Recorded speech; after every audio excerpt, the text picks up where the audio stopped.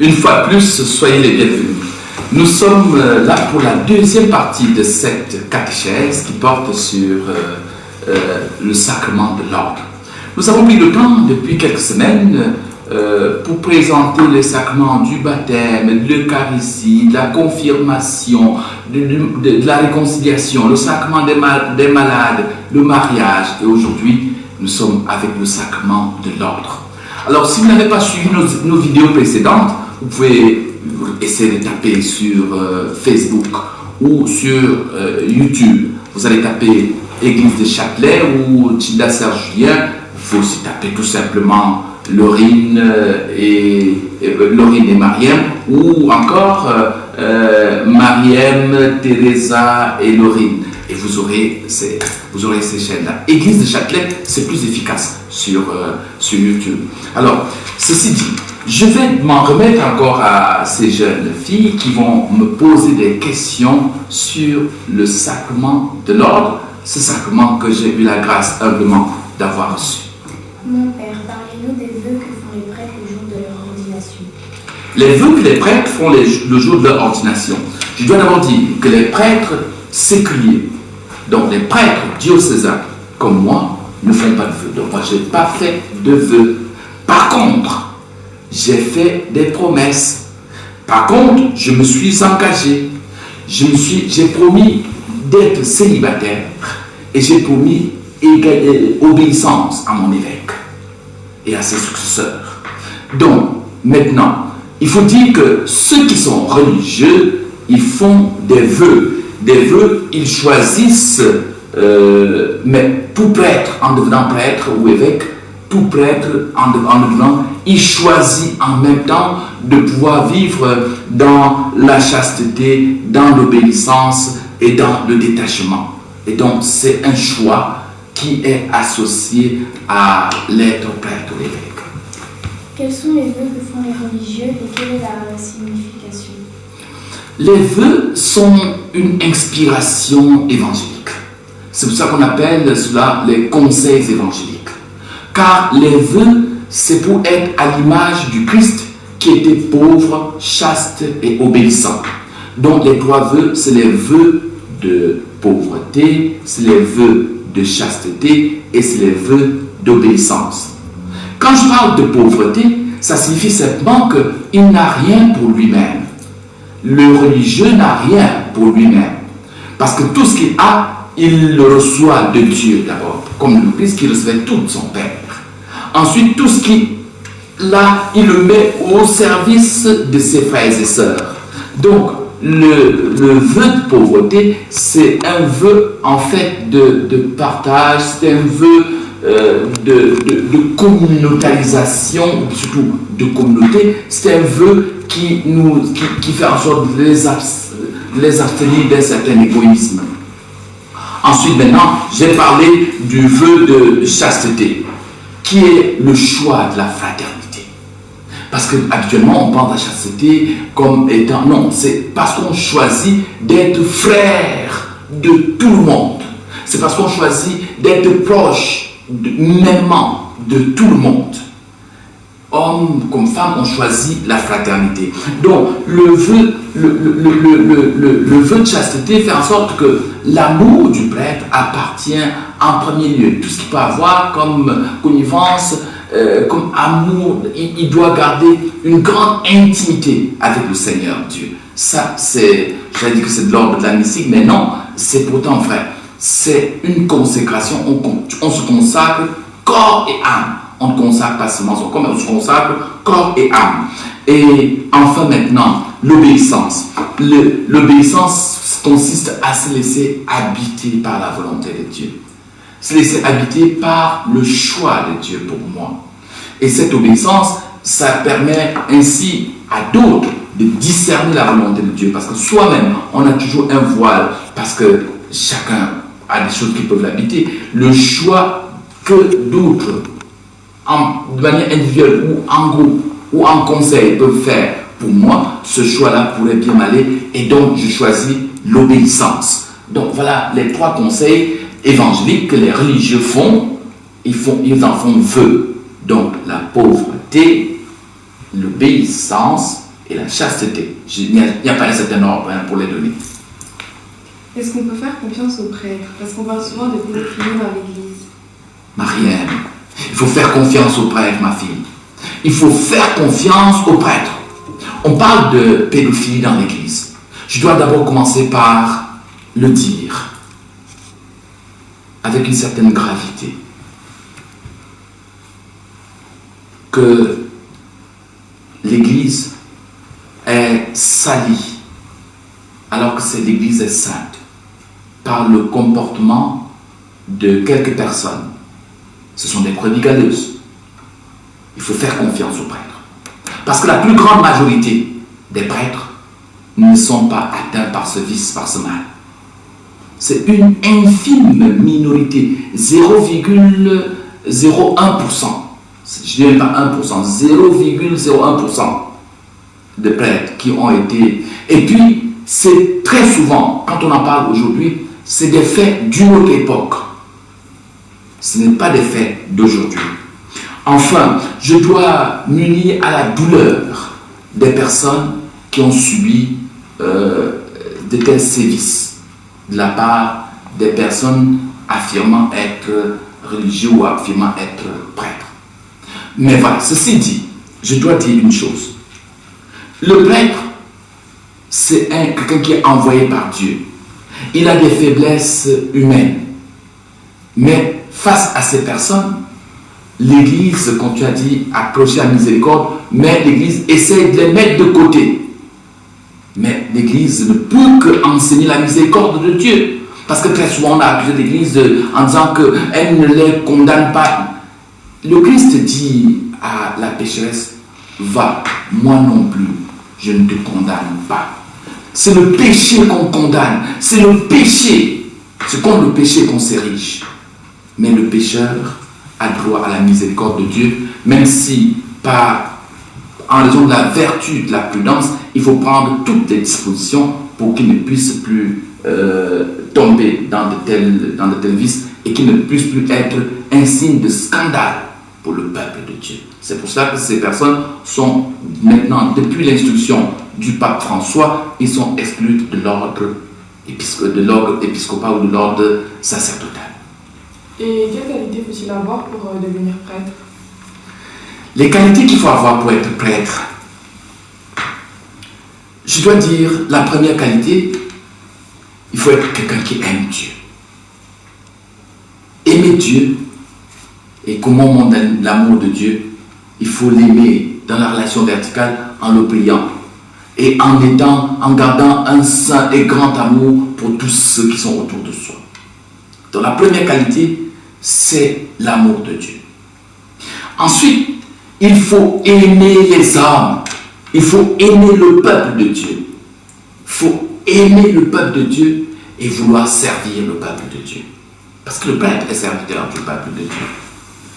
Donc, aimer Dieu, aimer son peuple et vouloir le servir. La troisième qualité, c'est maintenant aimer tous les hommes et femmes à travers le monde et vouloir porter leur joie et leurs espérances, vouloir porter leur douleur et leur misère. Et enfin, la troisième qualité qu'il faut avoir pour désirer vraiment être prêtre, c'est s'oublier soi-même. S'oublier pour Dieu, s'oublier pour l'Église et s'oublier pour le monde. Ça, ce n'est pas facile. Mais c'est pour cela qu'on appelle cela un sacerdoce. Mais je dois vous dire, si cela paraît comme cela un peu quelque chose de difficile, quand on y entre, que c'est enthousiasmant, comme je l'ai dit tout à l'heure. Très, très enthousiasmant. Et quelle grâce on reçoit lors du sacrement? Du sacrement de l'ordre? Oui. On reçoit la grâce. Bon, il y a 3 degrés. Donc, pour les évêques, ils reçoivent la grâce de pouvoir être associés d'abord au sacerdoce du Christ. Le Christ, je dis que c'est le seul unique prêtre, le Christ tête. Ils reçoivent la grâce d'hériter ensuite de la succession apostolique. Ils reçoivent la grâce de pouvoir être le Christ bon pasteur pour le peuple qui leur est confié. Le prêtre reçoit la grâce, lui, d'être associé au sacerdoce du Christ, de pouvoir mener le peuple de Dieu. Il reçoit la grâce de pouvoir être le Christ présent quand il célèbre les sacrements. Et le diacre reçoit la grâce d'être au service du peuple de Dieu, d'être au service de l'Église de manière singulière et d'être au service de l'Eucharistie. C'est cette même grâce qui fait en sorte que le diacre célèbre certains sacrements. Par exemple, le diacre peut célébrer les baptêmes, le diacre peut célébrer les mariages. C'est en vertu du sacrement de l'ordre qu'il a reçu. Et les pasteurs aussi reçoivent la même chose? Les pasteurs ne reçoivent pas les sacrements. Les pasteurs sont bénis. Les pasteurs sont bénis. Je ne sais pas comment cela s'appelle dans l'église protestante. Je devrais le chercher. Je m'accuse de ne pas avoir fait cette recherche avant parce que vos questions sont surprenantes les unes, autant les unes que les autres. Même si, et même pendant qu'on cause, vous m'en posez encore qui n'était pas prévu, tant mieux. Donc, je disais, les pasteurs sont, dans l'église protestante, les pasteurs ne sont pas prêtres. Ils sont justement pasteurs parce qu'ils n'héritent pas de la succession apostolique. Donc, c'est des pasteurs. Les églises protestantes n'ont pas la pleine succession apostolique, pas de doute. Et du coup, ceux qui vont à l'église protestante, ils reçoivent du coup le même enseignement que nous ou pas? Ils reçoivent l'enseignement dans l'église protestante et dans l'église catholique se retrouve en beaucoup de points, en presque tous les points. Mais il y a des points où ça diffère. D'ailleurs, je vous donne rendez-vous une autre fois. Si vous avez des questions au sujet de l'église ou des églises, vous pouvez me poser des questions, on en parlera dans une autre tranche de communication. Pourquoi appelle-t-on les prêtres pères?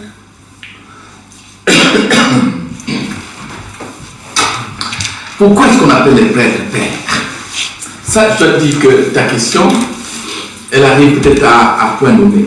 D'autant que dans l'évangile de Matthieu au chapitre 23, il est écrit « Ne donnez à personne le nom de Père ». Matthieu chapitre 23, verset 9. Ne donnez à personne le nom de Père. Alors, pourquoi est-ce que l'Église s'arroge le droit de faire appeler les prêtres Père? Moi, on m'appelle Abbé. Abbé vient du mot Abba, qui signifie également Père. Abba, Père. Donc, Père, Padre, Abbé, tout ça, ça signifie Père. D'abord, pourquoi? Parce que c'est le symbole de la paternité divine. La paternité de Dieu. Le prêtre est le symbole de la paternité de Dieu pour son peuple et pour tous ceux qui sont autour de lui. C'est à la fois une paternité spirituelle que le prêtre exerce sur ceux qui sont autour de lui.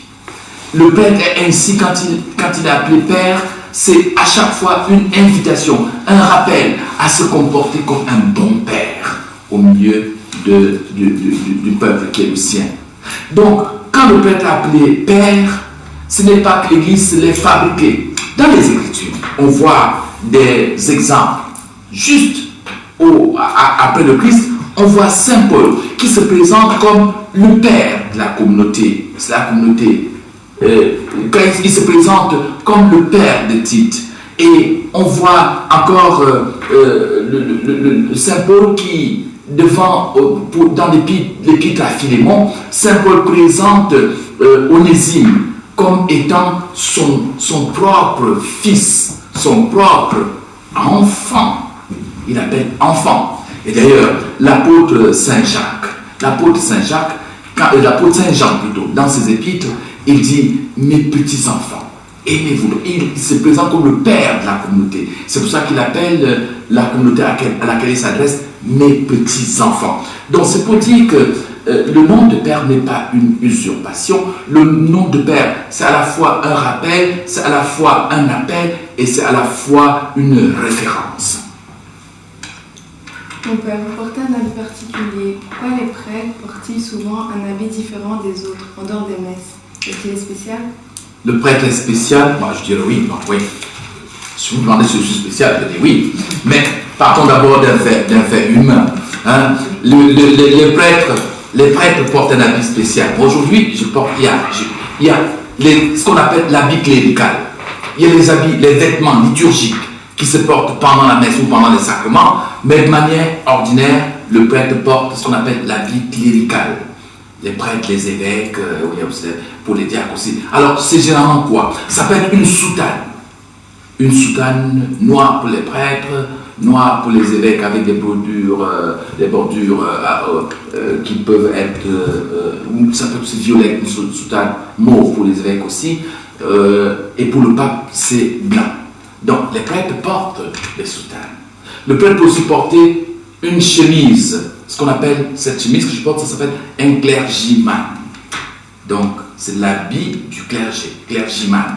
Et il y a aussi parfois juste le col que l'on peut mettre sur n'importe quelle chemise qui s'appelle le col romain. Bon, alors, pourquoi est-ce que le prêtre porte une tenue particulière? C'est une tenue d'identification. On dit souvent que l'habit ne fait pas le moine, mais la date dit aussi tout de suite que ça a son habit qu'on reconnaît le moine. Hein? Il faut toujours dire les deux. Hein? L'habit ne fait pas le moine, mais c'est à travers son habit qu'on identifie le moine. Donc, pour dire, c'est pour pouvoir identifier le prêtre. En fait, le prêtre est un serviteur. Partout où il est appelé à être reconnu pour pouvoir apporter le secours de Dieu à travers les sacrements, à travers sa présence, à travers ses conseils, à travers sa prière. Mais pour qu'on puisse identifier que le prêtre, il faut un habit qui puisse signifier qu'il est reconnu comme tel. Et c'est ainsi l'usage à l'époque chez les Romains, au début de l'Église, c'était que les catégories, les corps métiers avaient une tenue par laquelle on pouvait reconnaître ces personnes. Et donc, les prêtres avaient donc la tenue qui était la leur, un peu comme aujourd'hui. Si vous êtes en difficulté, vous regardez tous les gens, dès que vous pointez un policier qui est en tenue, vous reconnaissez le policier et vous pouvez vous crier au secours. Il en est de même pour le prêtre. Quand vous me voyez monter, j'ai affaire à un prêtre, et du coup, il faut vous adresser à moi. Et donc, il n'y a pas de honte à porter sa tenue de prêtre. Je dois quand même vous signifier. Plusieurs fois, avec vous, j'ai fait des publications sans avoir de tenue particulière. Parce que le prêtre est proche. Ce qui importe, ce n'est pas cette tenue, c'est la manière de vivre. C'est ma manière d'être au milieu de vous qui doit pouvoir stimuler, qui doit pouvoir interroger, qui doit faire en sorte que vous puissiez m'identifier. Et donc, je suis content qu'on m'identifie avant tout par ma manière d'être qu'avec ma tenue. Mais, ceci dit, la tenue peut apporter un plus. De nos jours, il y a de moins en moins de prêtres. Alors, pourquoi on ne donne pas l'ordination aux femmes? L'ordination des femmes? L'ordination, pardon, oui. Je dois dire une chose. D'abord que Dieu aime de la même manière les hommes et les femmes. Parce que certains pensent que les femmes ne sont pas ordonnées parce que, on veut dire, l'Église est misogyne, Dieu ne choisit pas les femmes pour pouvoir être prêtres. Non, non, du tout. Dieu aime. Il a créé égal l'homme et la femme. Mais Dieu a affecté à l'homme et à la femme des rôles différents au sein de l'Église et dans la société. Chacun a un rôle particulier au sein de l'Église et dans la société. Autour du Christ, il y avait des apôtres, les 12. Parmi les 12, il n'y avait pas de femmes. Ça, vous allez me dire que ça, c'est du blabla déjà connu, mais c'est factuel. C'est quelque chose de réel. Le Christ pouvait choisir au nom de ses disciples. Il faut dire que Jésus était un grand révolutionnaire de son époque. Que Jésus avait une grande liberté par rapport à la coutume et aux institutions de son temps. Et donc, s'il avait voulu, il aurait choisi des femmes. Ce qu'il n'a pas fait, il a choisi simplement des hommes pour pouvoir être au service, pour pouvoir les envoyer, il les a appelés comme apôtres. Enfin, je voudrais dire quand même que être prêtre, être évêque, c'est quand même être signe du Christ au sein de l'Église. Vous me direz, c'est bien sûr que les femmes peuvent l'être.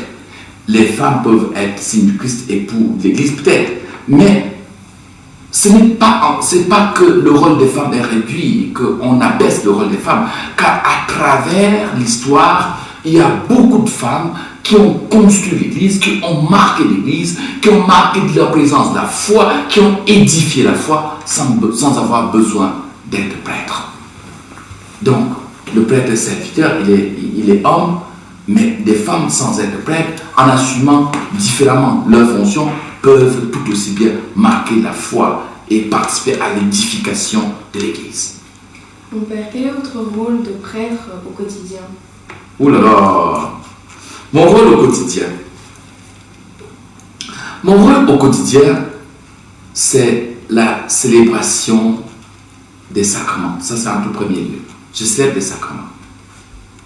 Ensuite, au quotidien, je suis pasteur. Je visite les fidèles. Je suis à l'écoute des fidèles. Je les réconforte. Je suis présent à tous ceux qui m'interpellent, à tous ceux qui ont besoin de ressentir Dieu qui leur est proche. Et donc, au quotidien, je suis à l'écoute de toutes ces personnes. Ensuite, je suis le responsable. Je fais le lien entre la communauté qui m'est confiée. Je suis le trait d'union entre les âmes, par le lien de la foi. Donc, le prêtre, c'est celui qui conduit et qui unit une communauté. Il fait donc le lien entre les personnes au sein de la communauté. Ensuite, le prêtre que je suis, je prépare des enseignements, que ce soit à travers les homélies, que ce soit le type d'enseignement. Donc je dois les préparer, parce que je suis quelqu'un qui doit annoncer la bonne nouvelle. Donc j'enseigne, j'annonce la bonne nouvelle. Enfin, un rôle qui n'est pas des moindres, c'est un rôle d'administration. L'administration pour pouvoir animer la communauté chrétienne, pour pouvoir structurer la communauté, pour pouvoir appeler d'autres personnes à s'investir au sein de la communauté. Tout cela, c'est mon travail au quotidien. Et puis, entre autres, je passe du temps avec vous, à répondre à vos questions. Et ce n'est pas une mince affaire parfois, parce que vous me posez des questions qui font en sorte que mon esprit doit être en surchauffe. Que conseillerais-tu à un jeune qui voudrait devenir prêtre ou religieuse? Ce que je conseillerais à un jeune qui veut être prêtre, d'abord, je l'encouragerais. C'est un bonheur d'être prêtre. Vous savez, c'est un bonheur. Je le dis d'expérience. Heureux d'être prêtre. Donc j'encouragerai d'abord les jeunes à devenir prêtres. Ça, c'est la première chose. Je vais lui demander d'être attentif à l'appel de Dieu. Être attentif à Dieu qui lui parle. Être attentif à ce qui en lui le pousse à vouloir se donner, à être au service des autres. Je vais lui demander de ne pas manquer de saisir cette main que Dieu lui tend. Parce que Dieu lui tend la main, il faut la saisir. Quand tu saisis la main de Dieu, tu es investi de sa force pour devenir la force des autres. Le prêtre, c'est la force des autres. Et donc, un jeune qui aujourd'hui voudrait être prêtre, je vais dire, mais mon frère, quel bonheur, quelle vocation tu choisis, merveille pour ta vie, merveille pour beaucoup d'autres, merveille pour un ensemble de personnes, pour des communautés, mais surtout merveille pour le monde, car à chaque célébration eucharistique, le prêtre porte le monde, il le présente à Dieu. Merveille que ceux qui choisissent aujourd'hui de devenir prêtres. Et donc, je ne peux que exhorter les personnes aujourd'hui à être prêtres.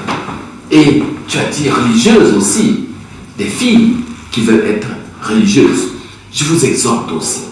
Parce que des femmes pour être au service du monde, des femmes pour pouvoir se sacrifier afin d'être présence de Dieu dans le monde, les femmes le sont en étant religieuses, en portant les misères, en se dévouant pour tant de services, en étant le signe du Christ, en choisissant comme époux le Christ.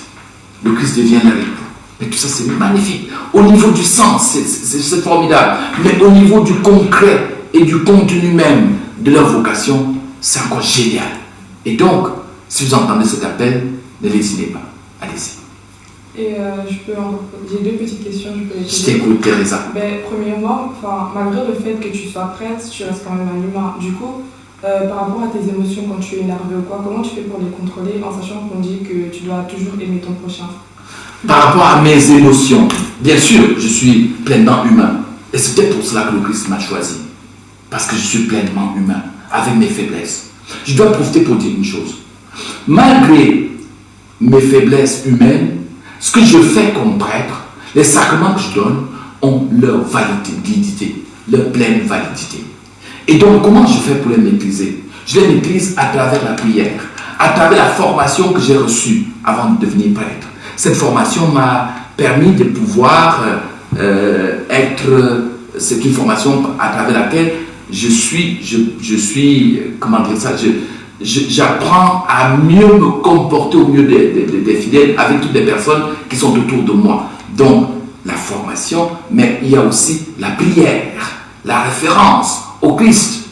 Voilà autant de choses qui font en sorte que je sais que j'ai un challenge quotidien à tenir. Et ça, ce n'est pas une mince affaire. Mais comme je l'ai dit, j'utilise toujours la même chose, la même phrase, c'est épanouissant. Et par rapport aux religieuses, on vous appelle père, mais les femmes, on les appelle ma sœur. Alors comment se fait-il que, par exemple, Mère Teresa, on appelle mère et non sœur? Alors, c'est au sein de l'Église, c'est dans les communautés, c'est des choses qu'on a essayé de... On pourra parler de la vie religieuse une fois dans une émission. À votre choix. Le jour où vous voudrez qu'on parle de la vie religieuse, alors on en parlera. Ça, c'est sûr. Donc, je disais qu'au sein de l'Église, dans une communauté, il y a la supérieure qu'on peut appeler la mère. Mère Teresa, peut-être parce qu'elle était supérieure, mais aussi parce qu'elle était mère d'une multitude d'enfants à Calcutta. Donc, ce sont des enfants qui ont commencé à l'appeler mère, maman, Mère Teresa. Et c'est comme ça que cette appellation est devenue universelle. Mais les religieuses sont appelées des sœurs parce qu'elles ont une fraternité entre elles. Elles sont des sœurs parce que vivant en communauté, elles se sentent toutes être des sœurs. Elles sont des sœurs du Christ. Elles sont les sœurs dans la société. J'ai parlé tantôt de fraternité. Donc, elles se sentent proches. Elles sont sœurs de toutes les personnes qui les approchent. Et c'est en cela que leur vie est donnée. Voilà, merci. Merci à vous pour cette seconde seconde session de questions. Je voudrais remercier toutes les personnes qui nous ont écoutés aujourd'hui. Nous avons une fois de plus parlé du sacrement de l'ordre. Le sacrement par lequel on devient diacre, prêtre ou évêque. Je voudrais remercier toutes les personnes qui assurent la technique ici. Et vous avez pu vous rendre compte que nous nous sommes améliorés. Je voudrais saluer particulièrement Jean-Jacques Herco qui est derrière les caméras et qui assure aussi au niveau de la console. Je voudrais saluer Sandra qui est au moniteur et qui fait les inserts. Je voudrais saluer toutes les personnes qui donnent des petites mains pour que nous puissions être là aujourd'hui pour vous présenter cette catéchèse. À vous tous, mesdames et messieurs, à vous tous, chers amis dans le Christ, je souhaite une bonne soirée et rendez-vous samedi prochain pour une autre catéchèse. Bonsoir.